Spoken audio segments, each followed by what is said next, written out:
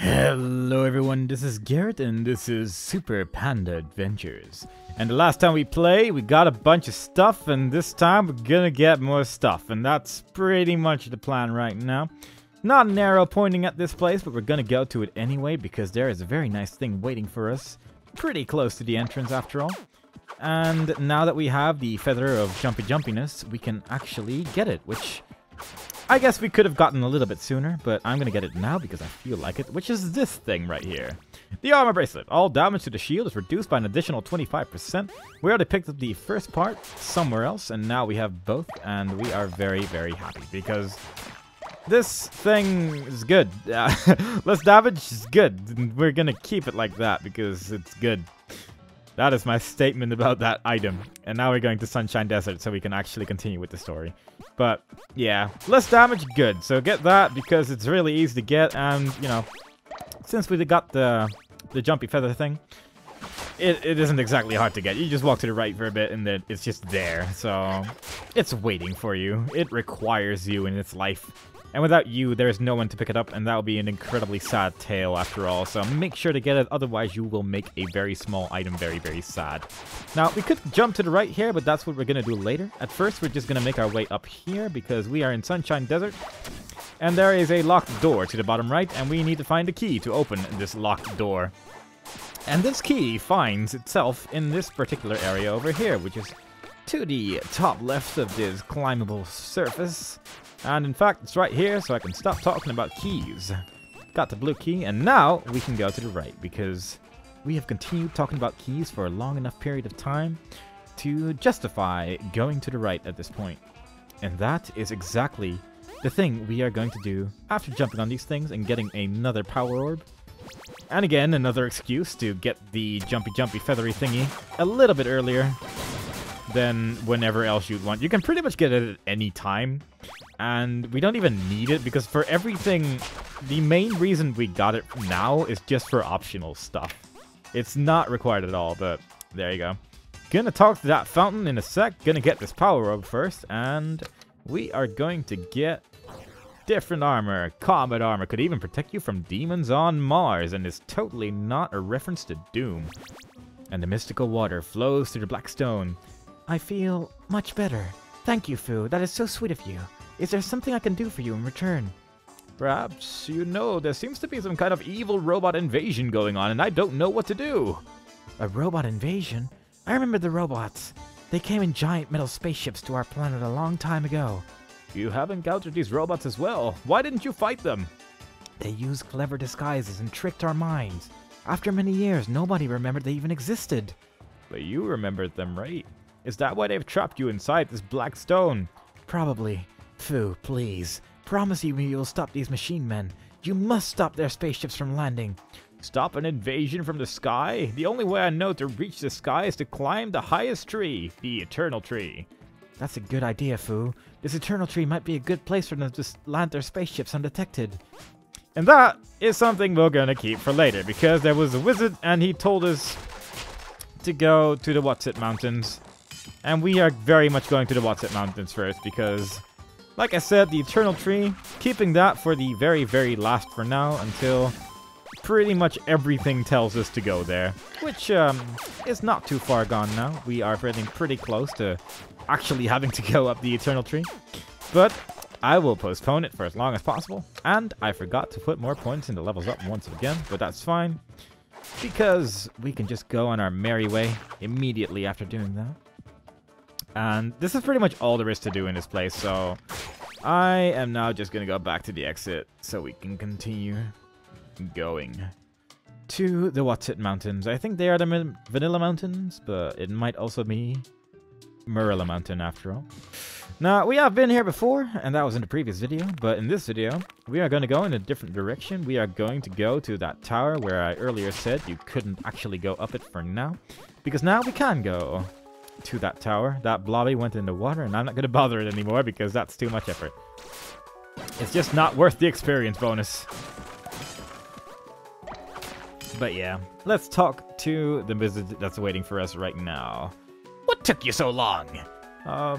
You don't have a yellow key on you, do you? Because, funny thing, I've lost my key to the tower. But not to worry, my furry friend, for I am a powerful mage, and there's no door that can hold me back. My super special awesome magical powers will break every law of physics to help you get inside. Is this even your tower, Quentin? Only one way to find out. Behold! Yes. Really? That was your super special awesome magic trick. Yes. Now go and find my beloved glowworm. It is somewhere in the basement. And I continue to blah blah blah blah. Wait, how does a floating tower Never mind. We don't need logic to figure out how basements work in floating towers. We just need to get a glowworm for Quentin here, who is a very strong mage who can make blocks appear out of nowhere. True magic, if you ask me. We can only shoot blue balls that destroy our enemies, which is not quite as powerful, but we're just gonna have to live with it. And we are going to climb a tower. Now, this tower has a few nasty little secrets in it, which are easy to miss, so I am going to point them out quite vividly once I get to them. And it's another reason to get the feathery jump thingy a little bit earlier, which I like to point out as much as possible, because otherwise it would feel like a waste. Ignoring the fact that we got some pretty good items out of the entire experience so far anyway, because that's just how I like to roll. But for now, there is a place here where we can use the jumpy thingy to jump to this place, and completely missed the stars entirely. Gonna go for the moon first because I feel like it. This is one of those places where you'd wish that these platforms would be reusable a little bit quicker, but there you go. It's fine, doesn't take too long after all. And again, make your way up here.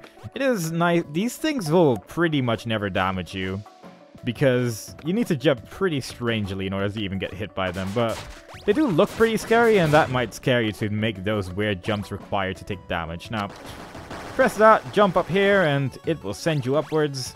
Get some extra experience there. Again, not really required, but extra experience never hurts.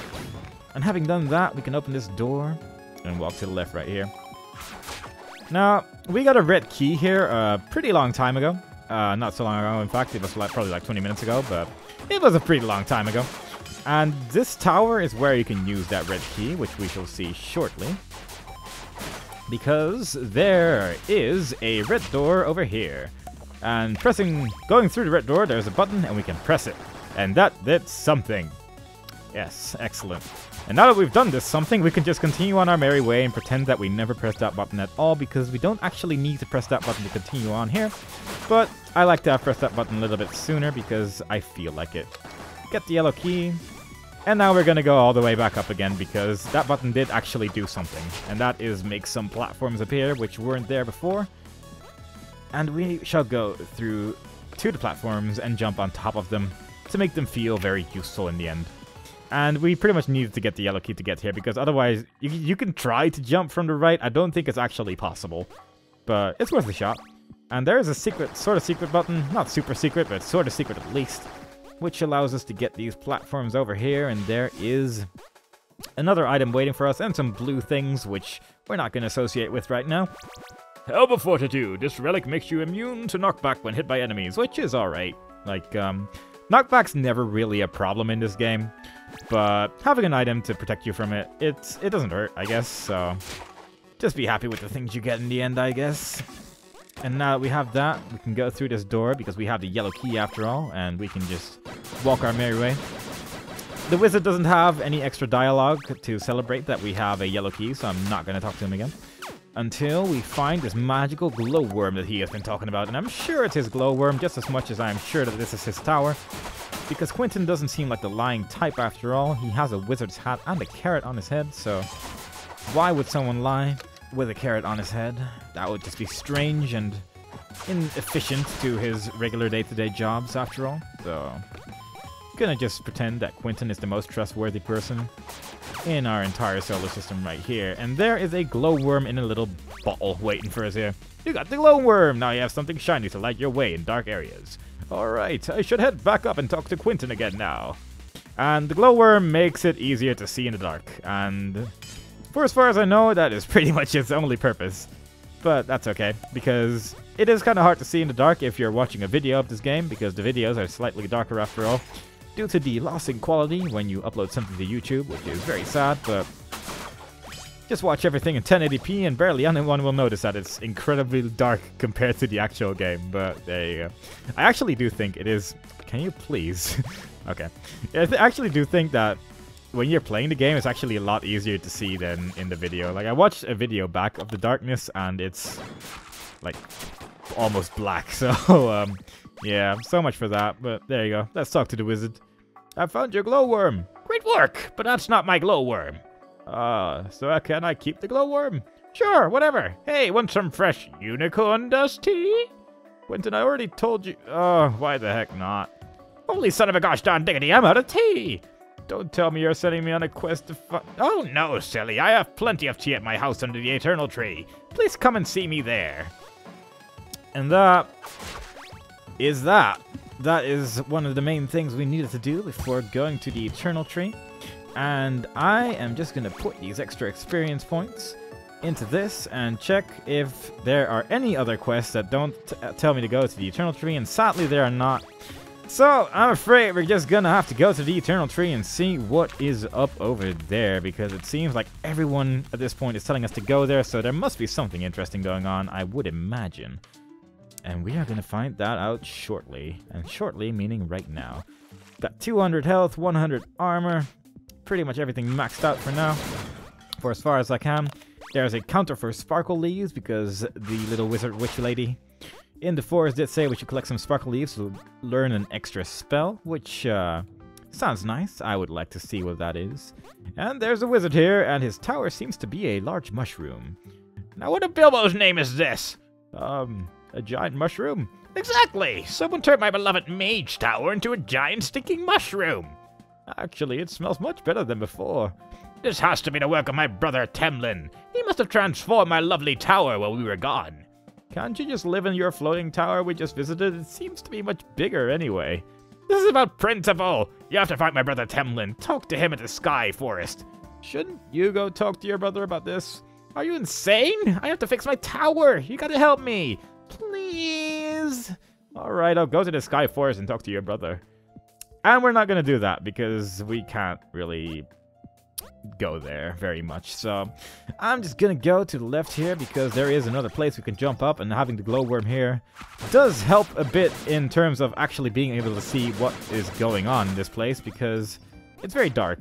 This game likes darkness a lot, which I'm kind of okay with in this game. Like in a lot of games I hate darkness mechanics with quite a passion, but in this game, at least you can still see, even in the dark areas, if you just pay close attention, rather than just being entirely pitch black.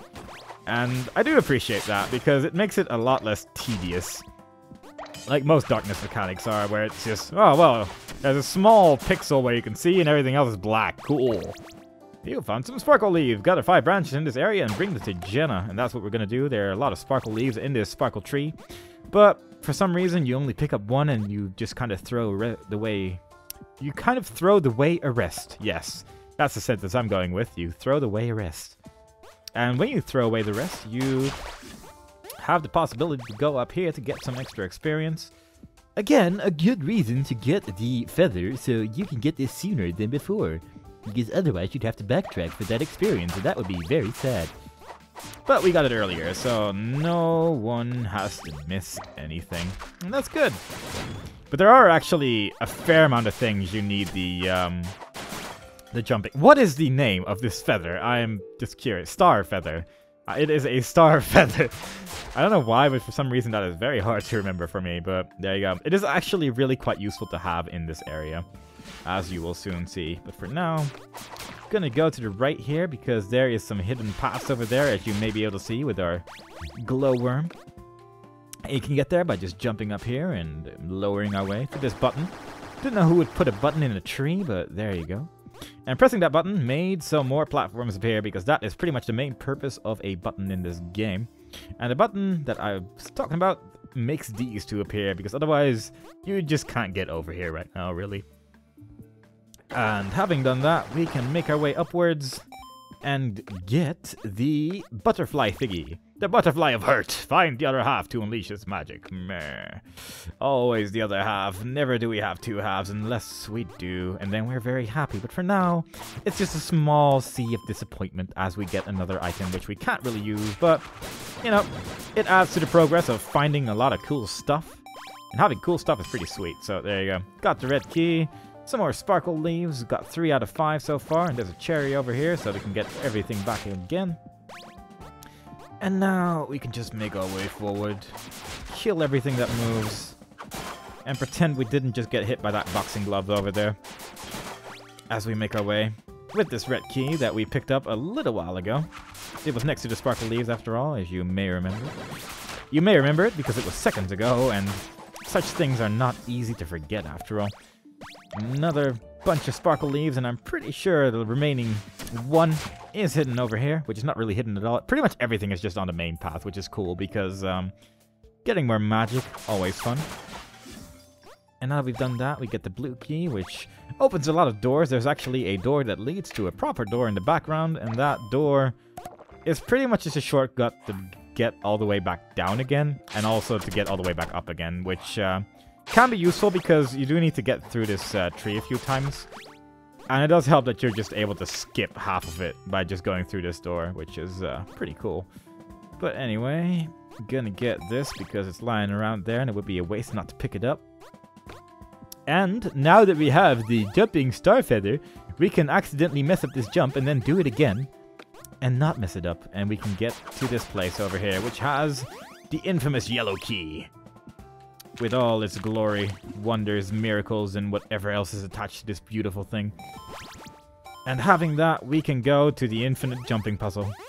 And I call this the infinite jumping puzzle because it's a jumping puzzle that is, in fact, rather long. But there are some pretty cool things in it. Like this thing, which we can't really interact with, and it leads us to a mushroom. And I would like to get this crystal, but for now, we're just going to have to leave it alone. We're just going to have to go back there at a later time. But we can still get a lot of cool other stuff over here, and that is what we're going to focus on. Now that we have actually leveled up our health to the max, I think I might put some point into magic, because the magic is quite frequently used, and it is quite nice to have some more points in it. So I'm going to put some more points into mind bullets, and then miss every single jump from that point on, and then make our way back up again through this stretch of nice jumps and stuff. And there was a moon over there, and I shall get it as well because it's mine. And it's free, so why wouldn't you get it? It helps us in our quests, and therefore we can get it at our own disposal. And we would not need to worry about anything else after getting that moon.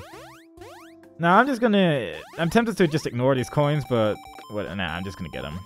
Because why not?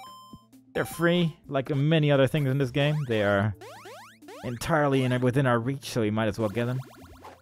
And now that we have done the infinite jumping puzzle, we can go to the next infinite jumping puzzle. There's a lot of jumping in this particular part.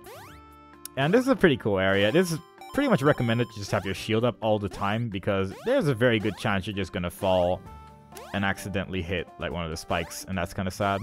So, recommended not to get hit too much, but there is a moon over there, and I would like to get it, so I'm just going to get hit on purpose here. And hopefully not again. And that is exactly what happened. Just fall all the way down the moment you reach a wall, pretty much, and you will not really take too much damage most of the time. Like, usually you'll just land directly into a new jump pad. And it is kind of safe to just get all the health upgrades to this point so far because of accidental landing in things you don't want to land in, really. Like that. That's kind of sad when that happens, and you'd rather it didn't. So, preferably, don't land in spikes, and you'll just be in a better mood overall. That is my advice for both life and this game. But make your way through the robots. They are not good friends at all. Unfortunately, we are able to deal some more damage with our magic now, so they die a little bit quicker. Sadly, I still just decided to stand close enough for them to actually hit me. But fortunately, the machine that Meow was talking about is right over here. And it is completely destroyed So Meow will be pretty happy. There's a power orb over here. I think I only have one. I do indeed, so it doesn't really matter right now. But we have one orb, and this pretty much takes us all the way back to where we came from. Wait, this kind of magic. I think I can break the barrier. And she can. Which is nice, because otherwise we'd be stuck there, and that would be rather unfortunate. Unfortunately, our little rock lady was capable of destroying the blinking blue barrier of omnipresent death, and sends us this way to a place where I am most likely going to die. What's this? Warning, do not feed the robot monkey with yellow bananas. Very good tip indeed, thank you very much. Oh, Fu, I'm so glad to see you. It's so amazing that you even managed to find me here. Yeah, of course. I've come here to find you. What else would I want on the top of this ginormous tree? Oh, Fu, that's so sweet of you. But the robots are not what you think they are. You can't defeat them. I've not come this far to give up, Princess, and I will not let any walking garbage bin take you away again. Thanks, Fu, but it is our destiny. My time has come, and that's why the robots have taken me away. Princess Maya, we can talk about all this once you're in safety. Tell me how I can open this cage. I have a bad feeling about this, Fu. I think they might be back soon. You should hide. I've seen what the robots do with people, Princess. They trap them in stones. I will not let that happen to you. We don't have much time left, Fu. I hope we'll see you again someday. Wait, did you hear that? What's that noise? Something's coming. And this dude is a bastard. So this is like the monkey boss of death, which is pretty much the main reason that we got the shuriken at max level, that we leveled up all our health, and just the reason to do everything in life, pretty much. So this guy's kind of a jerk. You can throw his bananas back at him, as the sign sort of tells you. And every now and then they will just break and give you some extra items as well, which is kind of nice. But you can only damage this guy with the bananas and magic and the shuriken. And the little things that are floating around me right now. So, as you may be able to see, he doesn't take a lot of damage. And because of this, he is kind of scary, because he does deal a fair amount of damage. And hitting the bananas can be kind of tricky as well. And he has another attack which he hasn't done yet, which is this thing right here, where he just throws the Explodemon bananas right now. And yeah, I'm not even going to try to attack him while he's doing this, because there's just a lot of stuff flowing at me right now. Now, I'm honestly not super sure what a super good strategy for this boss is, because this seems to work. And it is technically an even better idea to just have some experience ready, so you can level up mid-battle, which has actually happened to me before, and it just, since it renews all your life again, it's actually really recommended, sort of, but it's just hard to predict how much you really need and how much you should get, but I can't really be bothered to do that in this playthrough, so I'm just gonna go wing it and hope that I'm gonna get it. But yeah, throwing the bananas back at him does deal a lot of damage, but you can't hit these bananas, so you're just gonna have to hit him with the shuriken or magic or whatever. But he is getting pretty close to death. I am very happy that I decided to get the armor power up though, because otherwise his bananas would deal like 15 to 20 damage, which is also the main reason why I upgraded my armor this much. And I am getting very close to death right now, which is not very nice at all. And I died when he has like 1 health left, which is very sad. So I'm just going to try this one more time, and otherwise I'm just going to video edit my way there. But yeah, this guy, he is by far... He is just ridiculously hard to fight if you don't have prepared at all, because he does deal a lot of damage. The bananas are oddly difficult to hit, and I don't really know why either, because they just seem like bananas. And for some reason, half the time I just miss them with my sword slashes, which is probably just my own fault for not being very careful, but yeah, I don't know. It seems a lot easier than it actually is to me, and that's why I get hit a lot. And it is probably a better idea to just hit him at this point, because a lot of them don't actually are on the same height as myself, so it doesn't even really matter that much. And he does drop a lot of health as well. So, but I don't know. I think a safe plan would probably just be to try to kill him with as much bananas as possible and throw the shurikens whenever he throws the green bananas from the sky, really. But this guy he's not a friend. He is not a friendly monkey at all. and I wouldn't recommend trying to become friends with him because he just won't listen to ration at all. But when he decides that you can just throw a bunch of bananas back at him immediately, that is pretty sweet. Though I would like it if he decided that more of them dropped health items, because I am taking a lot of damage again, and it scares me. It scares me a lot, in fact. Also, one thing you may have noticed is that I now have 3 things floating around me instead of 2, which is cool. It does help out a little bit after all, so the more help, the better in the end. And it would be pretty cool. I leveled up! I leveled up! Okay, we got this. So, levels up in this boss battle is just instant win, pretty much, if it happens in a good spot. Because, as you can see right there, just having all your health back is so useful, especially when it's at 200 anyway. And, man, that battle, it never stops to terrify me. But we got through it, and we can talk to the little panda girl and see what's going on. Fu has heroically defeated a giant robot monkey and steps over to Princess Mia in her prison. Are you hurt, Princess? He caringly asks. I'm fine, thank you. Oh, Fu. The great princess hesitates. There is a great secret about this world that nobody is allowed to know. So is it true that the shadow society of super rich hamsters is secretly ruling the world? Fu clowns about to lighten the mood. The princess smiles, but she has to stay focused. Please listen carefully. Our time is up. The robots have come to take away our future. They are not invading. They are returning. The princess seemed very concerned. The robots are returning, but I've never heard of them before, Fu says. It's a secret to everybody. Only very few know about it. Master Wushu knew, and the sage. The princess continues. Fu, you have to talk to the sage. He is very old and has seen many worlds. He knows the robots well. Suddenly, a bright beam of light appears over the prison of the Princess Mia. Within a second, Princess Mia disappears right in front of Fu's eyes. A robot with a big pointy jaw stares down at Fu. Thank you, Panda. Now that the princess is filled with wonderful fear and misery. Just how we like it, he shouts and flies away in his ship. And that's that. That's the princess gone in the tiny spaceship that seems to be flying away further and further, and we killed a giant monkey, and we're very happy about it because, frankly, I thought that battle would take more than 2 attempts. I'm not gonna lie. Even with all this preparation, that boss is not a nice friend at all. He is kind of a jerk, so there you go. Pretty happy about that. All of a sudden, the black stone starts glowing. Hey, Fu, I'm so sorry about what happened. Hi, Fiona. Yeah, me too. I couldn't do anything to help the princess again. Maybe she's right. Maybe it is pointless to fight the robots. Maybe they are our fate. No, Master Wushu always told me there's no fate but what we make for ourselves. So, what's your plan? The princess mentioned a sage. I remember Master Wushu talking about him only once.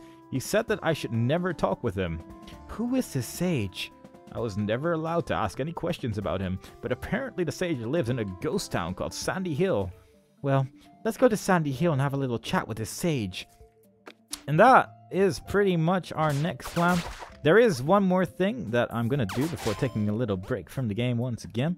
And that is talk to Witchy Witch McWitchington, who, as you may remember, was going to give us some new magical spells the moment we gave her 5 sparkle leaves. And we found those in the specific area, so let us head right there. There are a lot of arrows pointing at everything right now, so there are a lot of new opportunities for us. There is, of course, Sandy Hill as well, which has the infamous sage, whoever that may be. But that is something we will find out in a later video. For now, just going to go through this again. Still not very exciting. I think there's a few more robots here with shields now, which I'm pretty sure weren't there before, but I'm just going to ignore them because they're not very nice, and they don't deserve to be treated with equal respect because they have not been very friendly to our customs. And therefore, I'm just going to leave them. Fu, you're back. Did you find out the sparkle leaves? Yes, I did. It took me a while to climb up the Eternal Tree to find them all, but I had a good view. Thank you very much. Now let me teach you the second magic spell. Just relax and enjoy. You've learned Mega Hammer. This thing will knock every enemy unconscious for a while when thrown. That felt awesome, Jenna. You're really great. Can I have another one? Thanks. There is one final spell, but I cannot teach it to you. Why not? It's an ancient technique that only true dragon masters can use. Did you just say dragons? Dragon Masters, yes. If you are worthy, they can teach you the way of the dragon, Fu. Wow, that sounds so awesome. I want to learn the way of the dragon. Where can I find them? You can find the first Dragon Master on the park of Morello Mountain. May sunshine fill your heart, always. And she just keeps saying that forever. And that's pretty much all I'm going to do for now. So I'm going to save the game here. And I hope you enjoyed it so far. And the next time we play, we are going to continue with whatever we had in mind. So see you next time. Bye-bye.